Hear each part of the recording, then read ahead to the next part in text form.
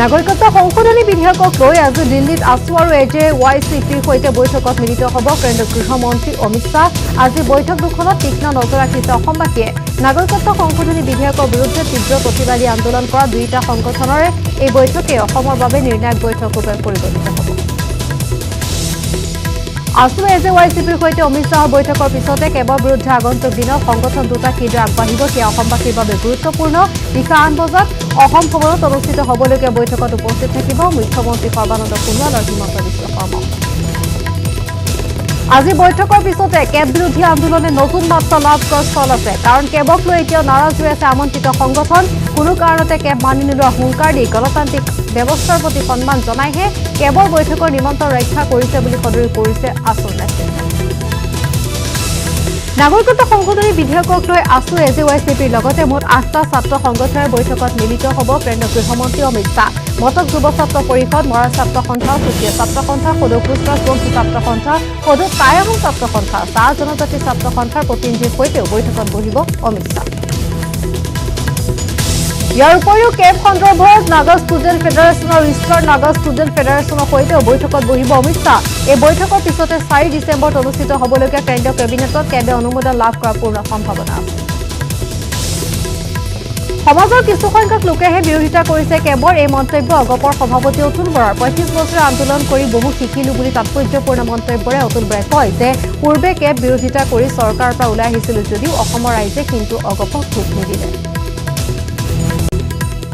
এতিয়া কথা হ'ল যে হয় ভাৰতীয় জনতা পাৰ্টি তেওঁলোকৰ নেশ্যনেল কমিটমেণ্ট আৰু তেওঁলোকৰ এটা এজেণ্ডাও আছে, কিন্তু আমাৰ দৃষ্টিভংগী কমপ্লিটলি বেলেগ। হয় আমি চৰকাৰখনৰ অংশীদাৰ, কিন্তু আমাৰ দৃষ্টিভংগী এই ইছ্যুটোৰ ক্ষেত্ৰত সম্পূৰ্ণৰূপে সুকীয়া।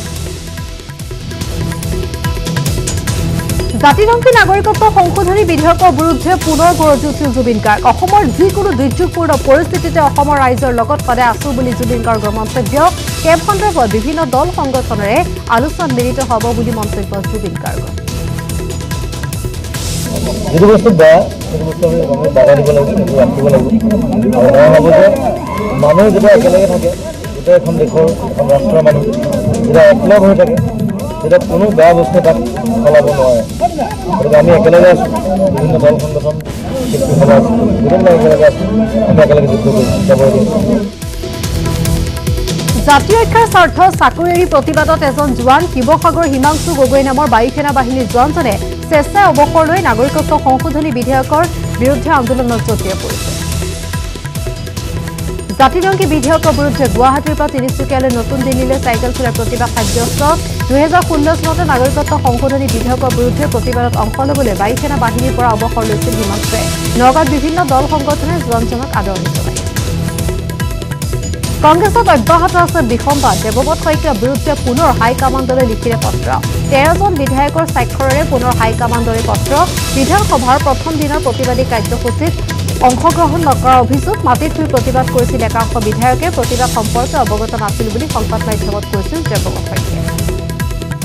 মই নাজানো, মই অৱগত নহয়, কিন্তু দেৱব্ৰত শইকীয়া ডাঙৰীয়া এজন খুব ভাল অন্তৰৰ ব্যক্তি আৰু তেখেতৰ নেতৃত্বত আমি সাহস পাইছোঁ কাম কৰিবৰ কাৰণে বিধানসভাত, আৰু খুব ধুনীয়াকৈ আমাৰ বিধানসভাতো আমি বিৰোধী দলৰ ভূমিকা লৈ আছোঁ। সেইকাৰণে তেখেত কোনোবাই কিমান চিঠি লিখিছে, কি লিখিছে মই নাজানো, মই এতিয়ালৈকে দেখা নাই বা মই গম নাপাওঁ। তিয়কত ৰাইজৰ ৰোষত পৰিল 5টা চোৰ। খাচীগছ চুৰি কৰিবলৈ যাওঁতে ৰাইজৰ ৰোষত চোৰকেইটা। ৰাইজে ভাঙি চুৰমাৰ কৰিলে 4চকীয়া বাহনৰ লগতে বাইক। ধৃত জাহিৰ ৰহমান, বাবুল হুছেইন, মাহমুদুল হুছেইন, ৰাজীৱ আহমেদ, ইবজুল হক। চোৰকেইটাক ধৰি আৰক্ষীক গতালে ৰাইজে। তেজপুৰত পথ দুৰ্ঘটনাত নিহত হৈছে 4জন। সোমবাৰে নিশা ৰাজপথত ৰৈ থকা ট্ৰাকত খুন্দা মাৰিছে টাটা বাহনে। ভয়ংকৰ দুৰ্ঘটনাত থিতাতে নিহত হয় 4জন যুৱক। নিহত যুৱককেইজন মৃদুল শইকীয়া, গৌতম দাস, উজ্জ্বল কুৰ্মী, সোমেশ্বৰ দাস। তেলেৰিয়াৰ পৰা ফুটবল খেল চাই উভতিছিল যুৱককেইজন। দুৰ্ঘটনাৰ পিছতে উত্তেজিত লোকে পথ অৱৰোধ কৰি সাব্যস্ত কৰে প্ৰতিবাদ। দণ্ডাধীশৰ উপস্থিতিত পিছত পৰিস্থিতি নিয়ন্ত্ৰণ কৰা হয়। শীতকাল অহাৰ লগে লগে প্ৰায় বৃদ্ধি হয় দুৰ্ঘটনা। বিশেষকৈ ঘন কুঁৱলীৰ বাবে নিশাৰ ভাগত দুৰ্ঘটনাৰ হাৰ বৃদ্ধি হয়।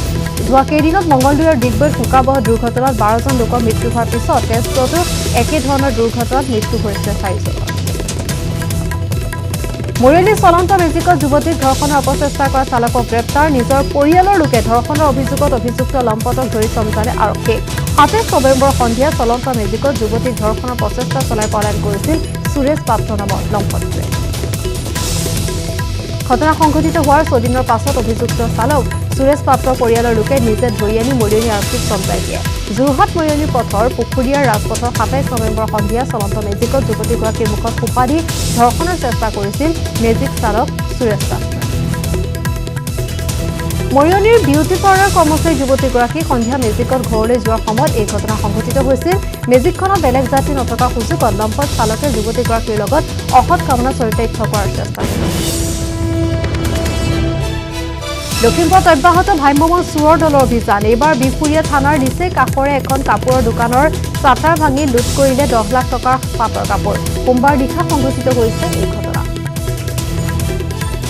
চিল্কালয় নামৰ দোকানৰ গৰাকীয়ে পুৱা দোকান খুলিবলৈ আহি প্ৰত্যক্ষ কৰে দোকানৰ ভঙা চাটাৰ লন্তভন্ত হৈ থকা সামগ্ৰী বিহপুৰীয়া থানাৰ সমীপতে সংঘটিত এই চুৰিকাণ্ডৰ পিছত চূড়ান্ত অনিষ্ট এটাত ভুগিছে নগৰখনৰ ব্যৱসায়ী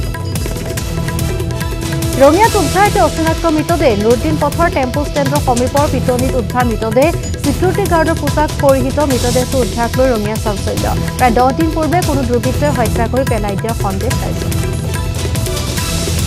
সুৰক্ষা কৰ্মীজনক কোনে হত্যা কৰিলে ৰঙিয়াৰ কোনো ব্যক্তিগত প্ৰতিষ্ঠানৰ চিকিউৰিটি গাৰ্ড আছিল নেকি প্ৰায় 10 দিন পূৰ্বে হত্যা কৰা লোকজনৰ সন্ধানহীনতাৰ কিয় কোনো সন্ধানহীনতাৰ খবৰ নাছিল আৰক্ষীৰ হাতত এনে বহু প্ৰশ্নৰ উদ্ভৱ হৈছে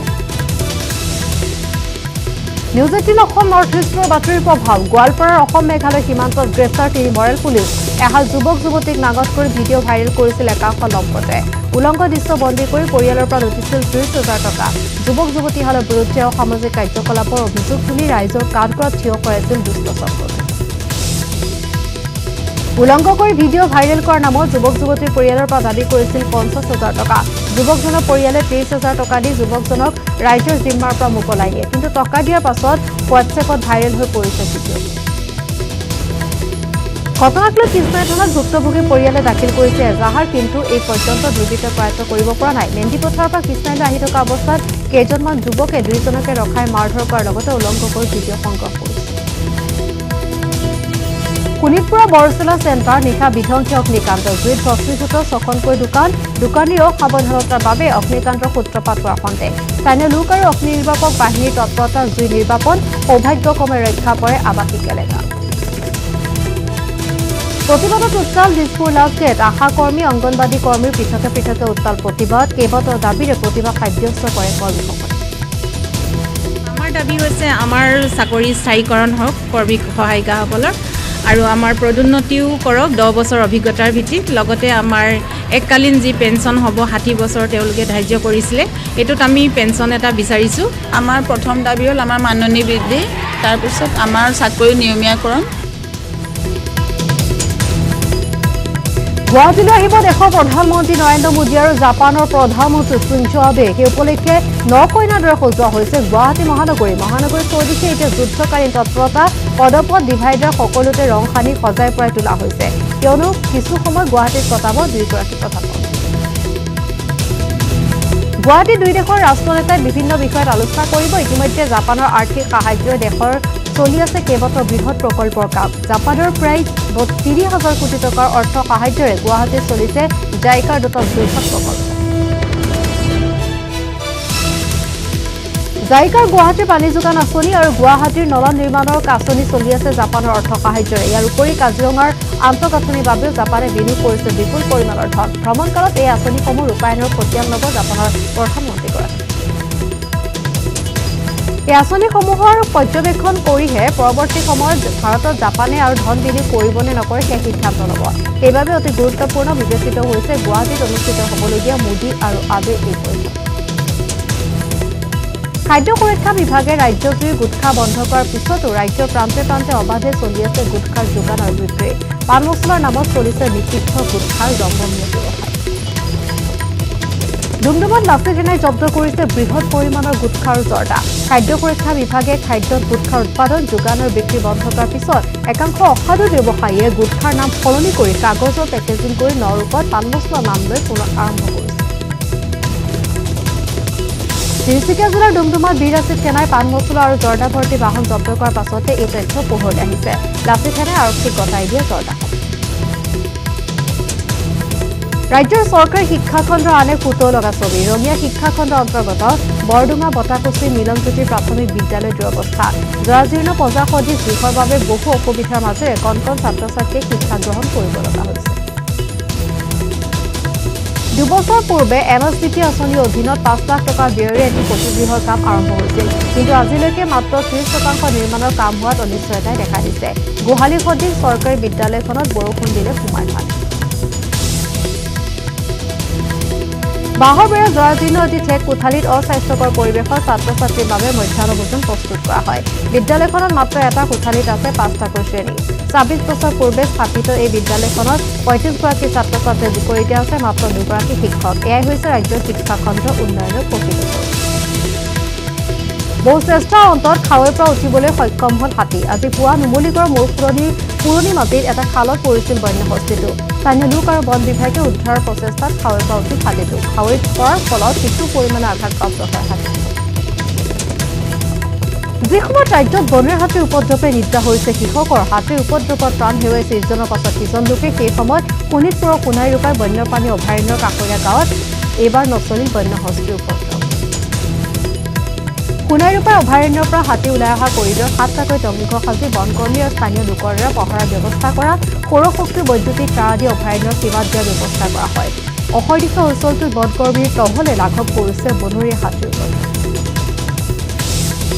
কাজিৰঙাৰ তামুলীপথাৰ বন শিবিৰত অঘটন ভালুকৰ আক্ৰমণত লীলাধৰ শৰ্মা নামৰ বনকৰ্মীজন গুৰুতৰভাৱে আহত 3জন সতীৰ্থসহ নিয়মীয়া টহলৰ সময়তে ভালুকে আক্ৰমণ কৰা শৰ্মাক সতীৰ্থ বনকৰ্মীয়ে শূন্যলৈ গুলী ফুটাই বনকৰ্মীজনক প্ৰাণ ৰক্ষা কৰে বোকাখাটত প্ৰাথমিক চিকিৎসা কৰি উন্নত চিকিৎসাৰ বাবে জেএমচিএইচলৈ প্ৰেৰণ কৰা আতংক বনৰীয়া গাহৰি আক্ৰমণত একে পৰিয়ালৰ 3জন আহত গোলাঘাটৰ শ্বহীদ কুশলকৰ অসামৰিক চিকিৎসালয়ত চিকিৎসাধীন 3 ভাতৃ গুৰুতৰভাৱে আহত লেটেকুজানৰ পৰিমালী আৰু কামিৰালী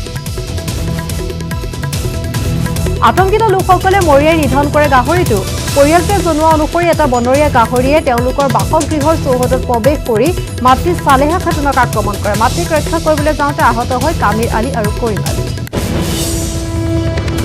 2 ভাতৃক বনৰীয়া গাহৰিটোৱে খুচি কামুৰি আঘাত কৰাত আনগৰাকী ভাতৃ তামিজ আলীয়ে খেদি গৈ গাহৰিটো নিধন কৰে গাহৰি নিধনৰ পিছতে ভয় আৰু শংকাত মানসিকভাৱে অস্থিৰ হৈ পৰে তামিজ আলী গোলাঘাটৰ শ্বহীদ কুশলকৰ অসামৰিক চিকিৎসালয়ত চিকিৎসাধীন হৈ আছে ভাইক গোলাঘাটৰ ঢেকিয়ালত নাহৰ ফুটুকী পিঞ্জৰাবদ্ধ ঢেকিয়ালৰ আধুৰি চুকত পিঞ্জৰাবদ্ধ হৈছে এটা নাহৰ ফুটুকী বন বিভাগৰ সহযোগত স্থানীয় ৰাইজে স্থাপন কৰা পিঞ্জৰাত আবদ্ধ হৈছে নাহৰ ফুটুকী অঞ্চলটোত দীৰ্ঘদিনৰ পৰা সন্ত্ৰাস চলাই আহিছিল নাহৰ ফুটুকীটোৱে ৰাইজৰ গৰু ছাগলী ভক্ষণ কৰি সন্ত্ৰাস চলাই আহিছিল নাহৰ ফুটুকীটোৱে 4 বছৰত মুঠ 5টা নাহৰ ফুটুকী পিঞ্জৰাবদ্ধ দুধনৈ দুষ্প্ৰাপ্য কেঁকুসাপ উদ্ধাৰ দুধনৈ চহৰৰ 17 নম্বৰ ৰাষ্ট্ৰীয় ঘাইপথৰ দাঁতিত উদ্ধাৰ হৈছে কেঁকুসাপ কেইজনমান যুৱকে প্ৰত্যক্ষ কৰে সাপডাল আৰু তাৰ পিছতে স্থানীয় সাংবাদিকৰ সহায়ত যুৱককেইজনে আৰক্ষী থানালৈ নিয়ে পিছত আৰক্ষীয়ে বন বিভাগক গতাই দিয়ে কেঁকুসাপডাল শোণিতপুৰ জিলাক ইউটিচিত অন্তৰ্ভুক্ত কৰিব বিচৰা কাৰ্যৰ বিৰোধিতা কৰি সদৌ অসম আদিবাসী ছাত্ৰ সন্থা আৰু কোচ ৰাজবংশী ছাত্ৰ সন্থাৰ প্ৰতিবাদ ধুবুৰী ছাগলীয়াৰ পৰা চতিয়ালৈ ইউনিয়ন টেৰিটৰিয়েল কাউন্সিল গঠনৰ বিৰুদ্ধে চাৰিদুৱাৰত বিশাল গণসমাৱেশ শান্তি আলোচনাৰ নামত NDFB সন্তুষ্ট কৰিবলৈ কেন্দ্ৰীয় চৰকাৰে ইউটিচি গঠনৰ প্ৰক্ৰিয়া আৰম্ভ কৰিব বিচৰাৰ পাছতে এতিয়া জাগৰ খাই উঠিছে আক্ৰাছ আশা শোণিতপুৰ জিলাক কোনোপধ্যে ইউটিচিত অন্তৰ্ভুক্ত কৰিব নোৱাৰিব বুলি হুংকাৰ প্ৰদান কৰে শোণিতপুৰ জিলা আক্ৰাছু আৰু আছাই 12 অনুৰূপভাৱে বড়োলেণ্ডৰ দাবীৰ পৰা সেই সংগঠনবিলাকে দিন দিবতে গুলিয়াই মাৰিছিল যে আমি বহু সহ্য কৰিলে এতিয়া আৰু আমি সহ্য নকৰোঁ আমাৰ মৃত্যু হ'ব পাৰে কিন্তু আমাক গুলিয়াই হত্যা কৰিব পাৰে কিন্তু আমি ইউটিচি বা বড়োলেণ্ড হ'বলৈ নিদিওঁ এইটো আমি নিদহলম কৰোঁ ৰঙিয়াত 1300 মহিলাৰ স্বাৱলম্বনৰ নিদৰ্শন 1300 মহিলা সংস্থাপনৰ বাট দেখুৱাইছে গ্ৰাম্য স্বৰাজ পৰিষদে ৰঙিয়াত মহিলা উদ্যোগীকৰণত গুৰুত্বপূৰ্ণ ভূমিকা লৈছে গ্ৰাম্য স্বৰাজ নামৰ বেচৰকাৰী সংস্থাটোৱে মহিলাসকলক প্ৰশিক্ষণ দিয়াৰ পিছত এৰি পলু যোগান ধৰিছে এই সংস্থাটোৱে মহিলাসকলে পলুৰ পৰা উৎপাদন কৰা সূতা কাপোৰ গ্ৰাম্য স্বৰাজ পৰিষদত বিক্ৰী কৰিছে ইয়াৰ দ্বাৰা ৰঙিয়া মহকুমাৰ প্ৰায় 1300 মহিলা লাভান্বিত হৈছে ইয়াৰ উপৰিও গ্ৰাম্য স্বৰাজ পৰিষদৰ এই বিশাল উদ্যোগ ক্ষেত্ৰত পাট মুগা হাতে বনোৱা কাগজৰ ফাইল খাতি সৰিয়হৰ তেল মমবাতিকে আদি কৰি বিভিন্ন সামগ্ৰী উৎপাদন কৰা হয় বেচৰকাৰী সংস্থাটোত প্ৰায় অৰ্ধশতাধিক কৰ্মচাৰীয়ে কাম কৰে, য'ত অধিকাংশই মহিলা। 1975 চনত স্থাপন কৰা গ্ৰাম্য স্বৰাজ পৰিষদে গ্ৰাম্যাঞ্চলৰ মহিলাসকলক উৎপাদনমুখী কৰি তোলাত এক গুৰুত্বপূৰ্ণ ভূমিকা গ্ৰহণ কৰি আহিছে। উত্তৰ পূৰ্বাঞ্চলৰ পৰম্পৰাগত সাজ পোছাকক বিশ্ব দৰবাৰলৈ নিয়াৰ প্ৰয়াস এগৰাকী মিচিং মহিলাৰ। কেৱল ভাৰততে নহয়, কেলিফৰ্ণিয়া, আমেৰিকা, অষ্ট্ৰেলিয়া, ইংলেণ্ডলৈ প্ৰেৰণ কৰে থলুৱা জনগোষ্ঠীয় সাজ পোছাক। ধেমাজিৰ জেচুন কুম্বাং নামৰ মহিলাগৰাকীয়ে নিজৰ লগতে সংস্থাপন দিছে আন 24গৰাকী মহিলাক। অতি প্ৰশংসনীয়ভাৱে কুম্বাঙে থলুৱা সাজ পোছাকক আন্তঃৰাষ্ট্ৰীয় বজাৰলৈ নিয়াৰ প্ৰয়াস চলাইছে। এখন জনজাতীয় গাঁৱৰ সকলো উপকৰণে সমৃদ্ধিৰ ওপৰত সজাই পাতিছে তাঁতশাল। ইয়াতে সহযোগীসকলৰ সৈতে নিজৰ সপোন বৈছে জেচুন কুম্বাঙে। জোনাইতো 22খন তাঁতৰ শাল পাতি দৈনিক থলুৱা পৰম্পৰাগত সাজ পোছাক প্ৰস্তুত কৰাৰ কামত ব্যস্ত হৈ আছে জেচুন কুম্বাং আৰু তেওঁৰ সহযোগীসকল। তেজপুৰ তেলেৰীয়া ক্ৰীড়া সন্থা উদ্যোগত সদৌ অসম ভিত্তিত অনুষ্ঠিত বিষ্ণুৰাভা ট্ৰফী ফুটবল প্ৰতিযোগিতাত অংশ লয় জুবিনে। তেলেৰীয়া ষ্টেডিয়ামত অনুষ্ঠিত দিবা নৈশ প্ৰদৰ্শনীমূলক ফুটবল খেলত তেজপুৰৰ সাংবাদিক একাদশ আৰু জুবিন একাদশৰ মাজত অনুষ্ঠিত হয়। মিছ ইণ্ডিয়া 2020লৈ নিৰ্বাচিত গোলাঘাট ৰঙাচনৰ যুৱতী লক্ষী মৰাং। লক্ষীৰ প্ৰতিভাত উৎফুল্লিত গোলাঘাটবাসী কেইবা হাজাৰ প্ৰতিযোগীক পিছ পেলাই প্ৰথম স্থান দখল কৰিছে অসম কন্যা লক্ষী মৰাং। দেশৰ কেইবা হাজাৰ প্ৰতিযোগীৰ ভিতৰত নিৰ্বাচিত হৈ এতিয়া উপনীত হৈছে টপ 4। টপ 4ৰ পৰা আগুৱাই যাবৰ বাবে লক্ষীক এতিয়া প্ৰয়োজন ৰাইজৰ সহযোগিতাৰ। মিছ ইণ্ডিয়া খিতাপ অৰ্জন কৰিবলৈ ৰাইজে ভোট দি জয়যুক্ত কৰাৰ আহ্বান লক্ষীৰ। লক্ষী মৰাঙে ইতিমধ্যে বিগত বৰ্ষ 2017 চনত মিছ টুৰেং, 2018 বৰ্ষত মিছ ৰাজপৰী আৰু একে বৰ্ষতে মিছ ট্ৰেডিশ্যনেল প্ৰতিযোগিতাত ছেকেণ্ড ৰানাৰ্ছ আপ আৰু 2019 বৰ্ষত ফাৰ্ষ্ট ৰানাৰ্ছ আপ অৰ্জন কৰিবলৈ সক্ষম। শোণিতপুৰৰ চাৰিদুৱাৰৰ লবৰঘাৰীৰ তিহাৰ সন্মিলন। লবৰঘাৰীত গোৰ্খাসকলে অনুষ্ঠিত কৰে এই সন্মিলন। এদিনা বৰ্ণাঢ্য কাৰ্যসূচী অনুষ্ঠিত কৰা সন্মিলনত অঞ্চলটোত বসবাস কৰা গোৰ্খাসকলৰ মাজত দেউচী নৃত্য গীতৰ প্ৰতিযোগিতা অনুষ্ঠিত হয়। প্ৰতিযোগিতাত অঞ্চলটোৰ বহুকেইটা দলে ভাগ লয়। এগৰাকী 4 বছৰীয়া শিশুৰ আৰ্তনাত বিগত 3 বছৰে জীৱন মৃত্যুৰে যুঁজিছে পম্পী গগৈ নামৰ শিশুটোৱে। তিনিচুকীয়াৰ লেখাপানীৰ তিনিআলি ধ্ৰুৱ গগৈ, চিত্ৰাৱলী গগৈৰ কন্যা পম্পী। 2015 চনত জন্মগ্ৰহণ কৰা পম্পীৰ জন্মৰ পাছত চিকিৎসকে মাত্ৰ 10 দিন মানুহে জীৱিত হৈ থাকিব বুলি কৈছিল। কিন্তু যন্ত্ৰণাত 4 বছৰে জীৱন মৰণে যুঁজিছে শিশুটি। বহু চিকিৎসা কৰিও আৰোগ্য কৰিব নোৱাৰিলে পম্পী। শিশুটিৰ চিকিৎসাৰ বাবদ মাটি ভেটি বিক্ৰী কৰিবলগীয়া হৈছে পৰিয়ালটোৱে। শিশুটি কাৰ্য বাহিৰলৈ নি চিকিৎসা কৰিলে হয়তো সুস্থ হৈ উঠিব, কিন্তু বাহিৰলৈ নিবলৈ অসমৰ্থ পৰিয়াল। স্বাস্থ্যমন্ত্ৰীলৈ পম্পী গগৈৰ পৰিয়ালে কেইবাবাৰো আবেদন জনাইছে যদিও আজিলৈকে পোৱা নাই সুফল। ৰাইজৰ অকণমান সহায় হয়তো পুনৰ সুস্থ কৰি তুলিব কন্যাক। চন্দ্ৰপৃষ্ঠত সন্ধানহীন চন্দ্ৰযান 2 লেণ্ডাৰ বিক্ৰমৰ সন্ধান লাভ কৰিছে নাছাই। নাছাই নিজৰ টুইটাৰত প্ৰকাশ কৰিছে এই কথা। যি ঠাইত বিক্ৰম লেণ্ডাৰ ধ্বংসপ্ৰাপ্ত হৈছিল সেই ঠাইত ছবি প্ৰেৰণ কৰিছে নাছাৰ মুন মিছন টুইটাৰে। নাছাৰ লুনাৰ ৰিকনষ্ট্ৰাকচন অৰ্বিটাৰে নাছালৈ প্ৰেৰণ কৰিছে বিক্ৰম ধ্বংসপ্ৰাপ্ত হোৱা স্থানৰ ছবি। নাছাই লাভ কৰা ছবিখনত চন্দ্ৰপৃষ্ঠত লেণ্ডাৰ বিক্ৰম ধ্বংসপ্ৰাপ্ত হোৱাৰ ফলত সৃষ্টি হোৱা গাঁত আৰু ধ্বংসাৱশেষৰ ছবি প্ৰেৰণ কৰিছে। এই ছবিসমূহ ছেপ্টেম্বৰ, অক্টোবৰ, নৱেম্বৰৰ ভিতৰত গ্ৰহণ কৰা। দিল্লীৰ গাজিয়াবাদত চলিল কিহনকাৰী ঘটনা। আৰ্থিক সংকট আৰু পাৰিবাৰিক সংঘাতৰ বাবে নিজৰ 2 সন্তানক হত্যা কৰি স্বামী আৰু পত্নীয়ে কৰিলে আত্মহত্যা। দ্বিতীয় পৰ্যায়ৰ নিৰ্বাচনৰ বাবে আজি ঝাৰখণ্ডৰ নিৰ্বাচনী প্ৰচাৰ। প্ৰধানমন্ত্ৰী নৰেন্দ্ৰ মোদী ৰাজ্যখনৰ 2খনকৈ নিৰ্বাচনী সভাত অংশ লয় মোদীয়ে। ঝাৰখণ্ডৰ খুন্তিত নিৰ্বাচনী প্ৰচাৰ চলোৱাৰ পিছত জামছেদপুৰত নিজৰ দলটোৰ প্ৰাৰ্থীৰ হৈ মোদীয়ে চলায় প্ৰচাৰ। কৰ্ণাটকৰ মেংগালুৰু ৰাজপথত শিহৰণকাৰী দুৰ্ঘটনা। এখন দ্ৰুতবেগী ট্ৰাকে মহতিয়াই নি এখন অটো। চিচিটিভি কেমেৰাত বন্দী শিহৰণকাৰী দুৰ্ঘটনাৰ ভয়ংকৰ দৃশ্য। ৰাজপথত এখন ট্ৰাকে বিপৰীত দিশৰ পৰা অঘটত খুদিয়াই পাৰ হোৱাৰ দৃশ্য বন্দী হৈছে চিচিটিভি কেমেৰাত। হায়দৰাবাদৰ দলবদ্ধ ধৰ্ষণ কাণ্ডৰ বিৰুদ্ধে অনশনত বহিল দিল্লী মহিলা আয়োগৰ অধ্যক্ষ স্বাতি মালিয়াৰ। নিশা ধৰ্ষণ কাণ্ডত অভিযুক্ত 4 পাখণ্ডক 6 মাহৰ ভিতৰত ফাঁচীৰ ৰায়দান দিয়াৰ দাবী জনাই আজি দিল্লীৰ যন্ত্ৰ মন্ত্ৰৰ প্ৰতিবাদ সাব্যস্ত কৰিছে। আজিৰ পৰা ৰাজস্থানৰ চিকিৎসক অনিৰ্দিষ্টকালীন ধৰ্মঘট। জয়পুৰসহ সমগ্ৰ ৰাজ্যখনত পুৱা 9 বজাৰ পৰা চৰকাৰী হস্পিটেলত কৰ্মৰত আৱাসিক চিকিৎসকসকলে অনিৰ্দিষ্টকালীন ধৰ্মঘটত বহিছে। আৱাসিক চিকিৎসক সন্থাৰ ফালৰ পৰা চৰকাৰক দিয়া 15 দিনৰ সময়সীমা অতিক্ৰম কৰাৰ পিছত ধৰ্মঘটত বহিছে চিকিৎসকসকল। দীৰ্ঘদিন ধৰি আৱাসিক চিকিৎসকসকলে মেডিকেল শিক্ষাত কৰা অপ্ৰত্যাশিত মাচুল বৃদ্ধিৰ নিৰ্দেশ বাতিল কৰা, সকলো আৱাসিক চিকিৎসকক আৱাসৰ সুবিধা দিয়া আদিকে ধৰি বিভিন্ন দাবী পূৰণ কৰাৰ দাবীত চৰকাৰৰ সময়সীমা বান্ধি দিছে। সন্ত্ৰাসবাদীক উচিত প্ৰত্যুত্তৰ দিবৰ বাবে মুম্বাইত এনএছজি সেনাই চলালে সামৰিক অনুশীলন। শ্ৰীধি সাইবাবা মন্দিৰৰ সমীপত শতাধিক এনএছজি সেনাই চলালে সামৰিক অনুশীলন।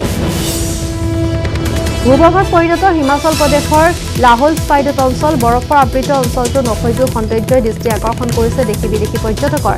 ডাঠ বৰফে ঢাকি ধৰিছে সমগ্ৰ অঞ্চল। আমেৰিকাৰ ৰাষ্ট্ৰপতি ডনাল্ড ট্ৰাম্পৰ মহা অভিযোগ শুনানি অগ্ৰাহ্য হোৱাইট হাউচৰ। ট্ৰাম্পৰ বিৰুদ্ধে ডেমক্ৰেটিক দলে আৰম্ভ কৰা মহা অভিযোগৰ অন্তত তদন্ত প্ৰক্ৰিয়াত অংশগ্ৰহণ নকৰে হোৱাইট হাউচে। জো বাইডেনৰ বিষয় লৈ ইউক্ৰেইনৰ ৰাষ্ট্ৰপতিৰ সৈতে ট্ৰাম্পৰ বাৰ্তালাপৰ কেন্দ্ৰকৈ উত্তপ্ত হৈছিল আমেৰিকা। মাৰ্কিন ভইচ অৱ ৰিপ্ৰেজেণ্টেটিভ ডেমক্ৰেটিক দলে এই বিষয় লৈ ট্ৰাম্পৰ বিৰুদ্ধে আৰম্ভ কৰিছে মহা অভিযোগৰ শুনানি প্ৰক্ৰিয়া। ফিলিপাইনত ঘূৰ্ণীবতাহৰ তাণ্ডৱ, প্ৰবল গতিবেগত বলা ঘূৰ্ণীবতাহৰ পৰা ৰক্ষা পাবৰ বাবে মহাসাগৰ সমীপত থকা বহু আৱাসিকক স্থানান্তৰ কৰা হৈছে সুৰক্ষিত স্থানলৈ।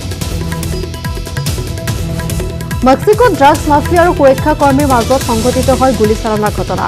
আমেৰিকাৰ টেক্সাছৰ সীমান্তৰ সমীপৰ ভিলা ইউনিয়নত সংঘটিত হৈছে গুলীচালনাৰ ঘটনা। ইৰাকত প্ৰথমবাৰলৈ ৰাজপথত প্ৰতিবাদ কৰিবলৈ ওলাই আহিল সহস্ৰাধিক মহিলা। পেট্ৰপণ্য সামগ্ৰীৰ অত্যাধিক মূল্যবৃদ্ধিৰ বিৰুদ্ধে বাস্তৱ প্ৰতিবাদ সাব্যস্ত মহিলা। নেটোৰ সৈন্য মৃত্যুযুদ্ধৰ ৭০ সংখ্যক জন্মোৎসৱ পালন কৰিবৰ বাবে লণ্ডনত উপস্থিত মাৰ্কিন ৰাষ্ট্ৰপতি ডনাল্ড ট্ৰাম্প। শপতনিক লগতে লণ্ডনত উপস্থিত হয় মাৰ্কিন ৰাষ্ট্ৰপতিগৰাকী। নেটোৰ সৈন্য মৃত্যুযুদ্ধৰ ৭০ সংখ্যক জন্মোৎসৱত অংশ ল'বৰ বাবে লণ্ডনত উপস্থিত কানাডাৰ প্ৰধানমন্ত্ৰী জাষ্টিন ট্ৰুডো। জাষ্টিনৰ পুত্ৰ জেভিয়াৰক লগত লৈ সোমবাৰ নিশা লণ্ডনত উপস্থিত হয় কানাডাৰ প্ৰধানমন্ত্ৰীগৰাকী। অষ্ট্ৰেলিয়াৰ ৰাজধানী চহৰ চিডনীত ঘন ধোঁৱাই প্ৰদূষিত কৰিছে বায়ুমণ্ডল। দেশখনৰ বনাঞ্চলত সংঘটিত হোৱা বনজুই কলা ধোঁৱাই এতিয়া পৰিৱেশ কৰিছে দূষিত। চিলিৰ তালতলত ভয়াৱহ দুৰ্ঘটনা, দ্ৰুতবেগত অহা এখন যাত্ৰীবাহী বাছে নিয়ন্ত্ৰণ হেৰুৱাই বাগৰি পৰিছে দ খাৱৈত। দুশোকাবহ ঘটনাত ২০জন যাত্ৰী থিতাতে নিহত।